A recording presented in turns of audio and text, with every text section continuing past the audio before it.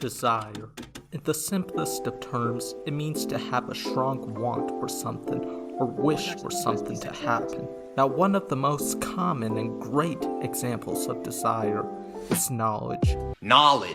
As we as people wish to know many things to some very large questions such as why are we here or how can we improve as a society. But today I wish to discuss the desire for secret knowledge. Knowledge that you know exists, or something that you know is possible, but don't know how, such as cars that could run on water instead of gasoline, or the existence of aliens, or whether or not the One Piece is actually something tangible instead of just the power of friendship. Wait, let me just look that up real quick, and yeah, it's a physical thing instead of a principle.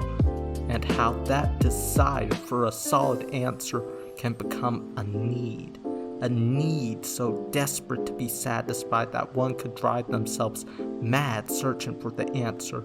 Anyways, let's talk about the Spongebob episodes, the Idiot Box and the Secret Box, or what I like to call them, the box episodes, because they're box related. Anyways, let's just talk about them. Now, what really interests me in these episodes in particular is the fact that they follow a formula. A seemingly unimportant box comes into possession of one of the main characters, and inside the box lies something so secretive or just plain non-experienceable to an outside party. Ultimately, the outside party tries to move on from their initial interest in the box until they're bombarded with thoughts or outside stimuli regarding the box. Soon the frustration of not being able to access the secrets of the box leads the party to commit more drastic measures, doing everything they can and risking it all just to see what lurks inside. The ending is where they vary, but we have to individually explain each of the episodes to understand what makes these episodes so interesting. How can two episodes be so similar in premise, yet so divisive in their meaning? This is SpongeBob and the madness of the forbidden knowledge as seen in the box episodes. Now let's start off with the secret box. In this episode, SpongeBob learns of the existence of Patrick's secret box, of which he is quite adamant about not allowing SpongeBob to get a look at in the content inside. SpongeBob first tries to approach this passively, spilling his own secret so that Patrick would open up about his, but he never does. Soon, the thoughts of what lurks in the box intrude SpongeBob's mind, realizing that he needs to know what is in that box, which he tries to do by breaking and entering into Patrick's rock and stealing the box from Patrick's sleeping gaze. This doesn't quite go through as Patrick wakes up and soon realizes that SpongeBob broke in to steal the box, with Patrick nearly breaking off their friendship, which is prevented by SpongeBob apologizing. Moved by his words, Patrick allows SpongeBob to see the inside of the box, which is just a shrink.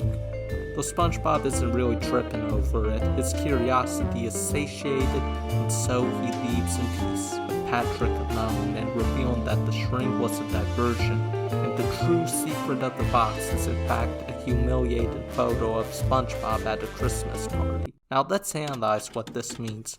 The box could represent knowledge, and SpongeBob could represent someone who wishes to unlock the secrets of said knowledge, with Patrick being the person who prevents SpongeBob from seeking out the knowledge. SpongeBob could represent any like-minded individual who wishes to advance or see the world in a different way, like scientists or philosophers, with Patrick representing elements who seek to prevent the knowledge from being revealed, such as the common thoughts/beliefs or the technological and scientific limitations of the time.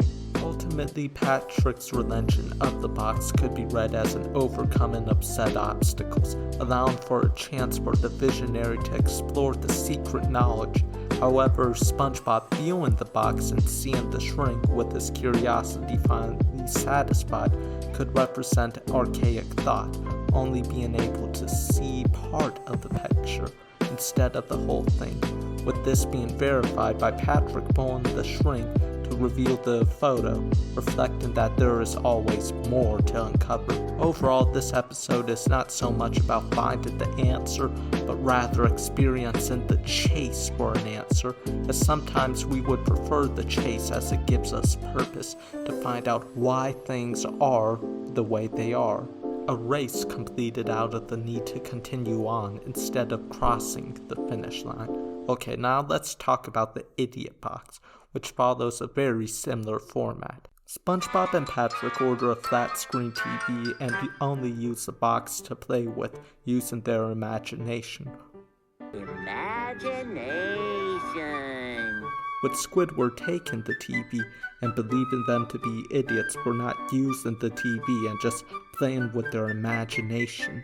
As the episode passes by, Squidward hears the fun scenarios that SpongeBob and Patrick are having inside the box, and he wonders whether the box is actually magic or if it's some sort of trick, like having a recorder to play sound effects inside the box as some sort of prank. Soon the TV starts playing subliminal messages regarding boxes, making Squidward acknowledge that he needs to know how the box works. He gets inside, and after observing it and deducing that it's just a regular box, he pretends to be a race car driver, with him soon experiencing the effects, though it's actually a dump truck disposing of the box. The episode ends with Squidward believing the box and his imagination to be real, before ultimately being thrown in a dump. This episode, I believe, is not so much about finding some secret, but more so about reaching a higher knowledge. Enlightenment, essentially speaking. SpongeBob and Patrick find themselves having fun and being happy with the minimalistic pleasure of the box, as they could play any sort of scenario in it,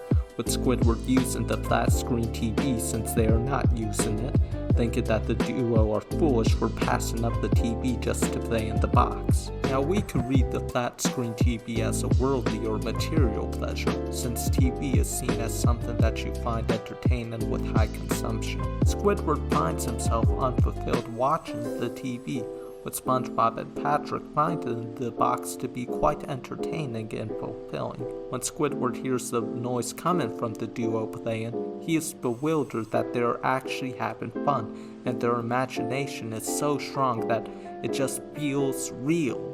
Soon Squidward realizes that there must be some secret inside the box to behave so lifelike, thinking that it's just a joke on him. This belief represents his frustration and refusal to believe in the higher power of imagination. So when he experiences the powers of the box, but really it's just outside stimuli, it reflects his ability to reach enlightenment, but his inability to accept. He believes in the power of imagination, but still ties himself to the material world. I don't really know how to close it off this time, but anyways, thank you for watching. If you want to hear more SpongeBob theories or other content like this, make sure you like, comment, and subscribe. I'll see you soon. Peace.